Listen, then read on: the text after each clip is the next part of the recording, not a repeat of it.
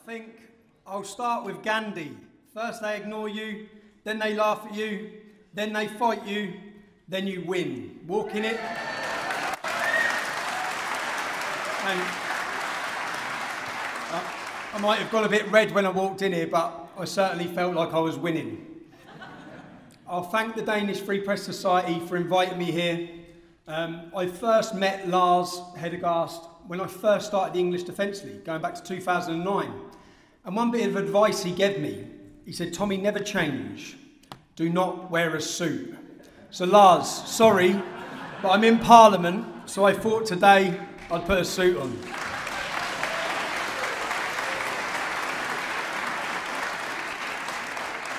I'd also like to thank Marie. I think I can imagine the pressure. I was invited to talk in Czech Parliament, and it was an event like this, and they cancelled it on the morning due to the pressure that the politicians were getting. So I'd like to thank you for being brave and showing courage for free speech here in Denmark.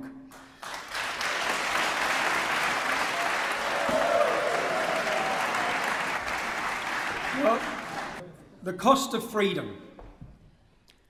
What is freedom? We hear so much about free speech. It's not free. Millions have died fighting for it. It's been passed down to us from previous generations who have sacrificed so much. Right now, we are surrendering our freedoms across Europe. We're losing our freedoms. Silicon Valley, the alliance of globalists, Islamists and the far left are taking away our free speech. If you ask the people of Iran how it feels not to be free, ask the people of Hong Kong, we have a gift and we don't realise what it is that we've been given. And we're giving it away bit by bit. For me, freedom of speech is freedom to speak and act without restraint or interference. There's even a Universal Declaration of Human Rights that says everyone has the right to freedom of speech and expression. For me, the fundamental right is the right to criticise ideas. That is a freedom. That is free society. I'll bring some more iconic quotes because these quotes are so relevant right now where we are. Benjamin Franklin, whoever will overthrow the liberty of a nation must begin by subduing the freedoms of speech.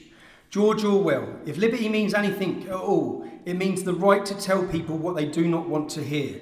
And George Washington, if freedom of speech is taken away, then dumb and silent we may be led like sheep to the slaughter. I want to start off on my beliefs. A lot of people talk about my beliefs. What are my beliefs? I've always been true to myself. I've never wavered in what I stand for. I'm against radical Islam. I'm against the Islamisation of my town, of my country, and of Europe. I've been very clear about this from the start. I first started my activism in 2003. Many of you will know me from when I formed the English Defence League in 2009. I'd grown up in a town. When I was born in 1982, we had one mosque. We now have 35. It's a town that's been plagued with problems from Islamic extremism. It was the launch pad for the 7/7 bomb plot, the fertiliser bomb plot, the Stockholm bomber. The list goes on and on. I'd grown up in that town. I'd also witnessed the impact of grooming gangs. We call them grooming gangs. It's rape jihad. It is gangs of Muslims taking young English girls and torturing them, abusing them. And the whole time this was going on, I witnessed fear. I saw the inability to talk about these issues. I watched as police allowed it to happen. Everyone would look around. Like many people now, you look around your country, you see the change. You see it's not right. You see the problems. But people didn't feel free to speak about them. I started asking questions publicly that people were scared to ask. Instantly, I was accused of racism. 10 years ago, when I spoke about grooming gangs and the epidemic and the torture, I was laughed at, I was ignored. Now, it's accepted by the masses and discussed by academics. Academics with a better education than me, who went to a better school than me, who talk a lot posher than me. Maybe I was 10 years ahead of the curve because I grew up around it. Maybe if we didn't form the English Defence League and put it on the world stage and scream in towns and cities about protecting our kids, maybe now people would still be too scared to talk about it. When you raise questions that challenge the establishment, it's not very well received by those who want to control how people think. I instantly felt the full force of the establishment. the weaponisation of the media. That's something I want to talk about today. I hope there's some journalists in here. But I want to talk about the weaponisation and the use of the media. I want to talk you through my journey. I want to talk about the erosion of my speech and the destruction of what I see as our free society. I want to show you with evidence the tactics used to remove the freedoms that millions have died for. The lies that have been put against me by the media over the last 10 years are no different to Nazi Germany. On that point, and some people may raise an eyebrow, I want to give a quote that was attributed to Joseph Goebbels. A lie told once remains a lie, but a lie told 1,000 times becomes the truth. Right now I'm going to show you a newspaper article. This article, EDL not far right, says police extremism chief. Okay? In Scotland Yard we had the National Extremism Unit. Now their job is to categorise organisations, centre, left, far left, extreme left, right, far right, and so on. The entire time I led the English Defence League, it was categorised by the experts as a centrist organisation. Although many of you wouldn't have known that, would you? Because of the labelling of far right, as I say. The head of the Domestic Extremism Unit, let me quote him. His name was Tudway. In terms of the position with the EDL, the original stance stands they are not an extreme right-wing group. The present particular challenge to us constitutionally, as they are not an extreme right-wing organisation. On the one hand, they are seen by many as the single biggest threat to community cohesion, but they are most certainly not an extreme right-wing organisation. The significance of the far right should not be overplayed. The media have told people, not 1,000 times, 100,000 times, that the English Defence League was a far right organisation, that I was far right, that we are all far right. I took 5 minutes to look at the Danish People's Party, known by academics as a right-wing organisation, by the international media as a far-right party. The labelling, the stigma, continually called far-right, continually called racist. I learned very quickly about the media. I would travel to a demonstration with a group of 50 of my friends, many of whom were not white. We would do interviews. At every single English Defence League demonstration from the day we started, a non-white person gave a speech. The media never showed that. Now I watched as the media would label, and what they would do is take a still photo of the angriest, bald-headed looking person that they could find. I realised very quickly the media were not there to report the truth. It was a learning curve for me. The biggest wake-up call come for me in the English Defence League demonstration in Birmingham. We held a demonstration where a local Muslim politician called Salma Yaqub whipped up a frenzy from her community, telling them that Nazis had come to their town. Muslim gangs come out wearing balaclavas and they violently attacked whoever was not Muslim. There was one boy who was savagely beaten and robbed. He wasn't with us. He was an innocent young English boy walking down the streets. I saw this picture in a national newspaper. Underneath that picture, it read, "A fascist attacked by anti-fascists." I realised very quickly, an innocent young English man being robbed by a racist gang of Muslims is now described, they're the victim somehow in this. Now, I want to start by going back. I'm going to bring you back and I'm going to bring you through a journey of mainstream media lies and manipulation and deceit. And I want to start, I'll show you a headline, and this will become a common theme. You can see the headline. EDL thug Stephen Lennon in Tulisa kidnap probe. Tulisa was a pop star in our country, a very popular pop star. At the time of this, she was sitting on the panel as a judge on X Factor, Simon Cowell's X Factor. Now, guess what? That's a lie. Yeah? Everyone knows and follows me, I record everything. Okay, so I'm going to show you the video in a minute from what this story comes from. But the realisation for me, that was 6 weeks after this incident, 6 national newspapers on a Sunday all run with this story. Okay, at the same time. Usually a newspaper gets a story, they run it and the others pick up off it. This broke at 6 national newspapers at the same time. This story was organised and pushed out with an agenda.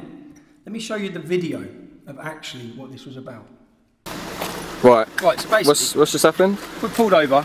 because we were looking for somewhere convenient to do a very quick 3-minute video to discuss about this charity walk that I'm doing, to try and raise money because the police have given me this ridiculous fine that I've got to pay when they've took all my money. Anyway. Not fine. No, we're not talking about that. Separate. Talking about real police. Hold on, should we do the do you want to get in the interview as well? Yeah, so basically what's happened is these officers have turned up. Yeah. I've explained to them what I'm doing. Yeah. Clearly told them what I'm doing. They know who I am, they've checked who I am, they've seen we've got a camera and we're clearly doing video work. They then proceeded to say they believe I've come equipped to burgle a house. They then searched our cars, they've violated me and put their hands in my pockets and took my money out and done all this and gave me this very pretty yellow bit of paper. To which point then I've been done for quitting, which is they pulled me over, but because I've left my door open with the keys in the ignition, I've then been reported for another crime, for quitting. I can't keep a straight face. And the whole time more and more police cars have been turning up. The top boss has come from the police station down here. All we've done was made a 3-minute video. We've committed no crime. So, no mention of Talisa, no kidnap, okay? But for me it was a realisation of how the media were being used. Because anyone who read the Sunday newspaper has read that I was planning on kidnapping a pop star, okay? And this will become a common theme as we go through. In that video I'm talking about a charity walk. I was planning a charity walk. Shortly after this video I'd done a charity walk with my cousin Kevin Carroll. I want to show you the news report of that charity walk. It's close to East London Mosque, the police closed in. But it was a scuffle with 2 men that brought things to a head. One in a blue shirt, the other in a red jacket, told them they weren't wanted in the area. As a police officer filmed proceedings, Kevin Carroll claimed he was punched and then he appeared to retaliate. Tommy Robinson looked on from the sidelines. Now, during this charity walk, I'm going to show you a video and I want you to watch the video. But first of all, let's look at this screen. This is the image that Channel 4 News, who were videoing this entire incident. When do they use stills when they've got the video footage of the actual incident? They had to use stills to make it look like Kevin Carroll or we were the aggressors somehow in this incident. If you actually watch the video, as we're doing a charity walk, you'll see the police step back, then 2 plain-clothed gentlemen allowed to walk in with us. Behind, you'll see one of the gentlemen elbow me. I'm supposed to react, I don't react. And then you'll see what happens with the police. Now, they showed this video. Charity walk. We're British citizens, wipe out the mob. If there's tensions in the community from the violent mob, shouldn't you be dealing with the violent mob? Not people expressing it. How far do you want to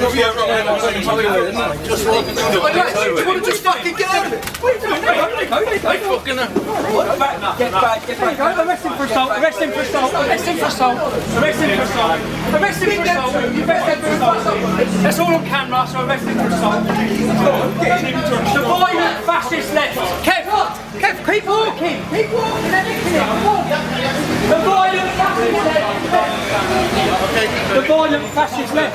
Gordon speaks to you. Yeah, Gordon, now here. Oh, we need to speak to you. Please what's about to be said. Who's been violent? Right, listen. We've just been you've got to get these 2 numpties. How come he hasn't been handcuffed? How come he hasn't been handcuffed? How come he hasn't been handcuffed? If we'd have hit him, he'd be handcuffed. How come he hasn't been nicked? Yeah, but anyone else who's not spared. Why is he still standing? Why has he not been arrested for just smacking him in the face? What is going on? Tell us why he's not been arrested. He's not been arrested, he's just assaulted someone. Can you tell us why you're not arrested? You're telling us we can't walk somewhere and they've just assaulted us. You're not going to arrest him? We will deal. No. Right, well, you're going to nick us. I'm walking. Unless you're going to nick him. Listen to me. Unless you're going to nick him for assaulting us. Right. Listen, no. Are you going to arrest him? Are you going to nick him for assault? Are you going to arrest him for assaulting him? You're not, are you? How can you not enforce the law when someone's just assaulted someone? Can you listen to the senior officer here about the direction you're trying to... We're doing a charity walk, we're just been assaulted. You're not going to arrest him for assaulting him. We're doing a charity walk. How are you not arresting him? How are you not arresting him? We've just been assaulted. The man, they're still standing there, look. We will deal with that. You're not dealing with it. Why are you putting your hands on me when he's done the assault? He's done the assault. I'm not letting you go any further. But we've been assaulted and you're stopping us. I'm not. We've been assaulted. No, they're not. The officers are with So me handcuff now. him. I can see. So why have you got your hands on us? Because I am going to be arresting you. You're going to arrest me? You're going to arrest us for doing a charity I need to walk. explain why. So now we're getting arrested. Listen carefully.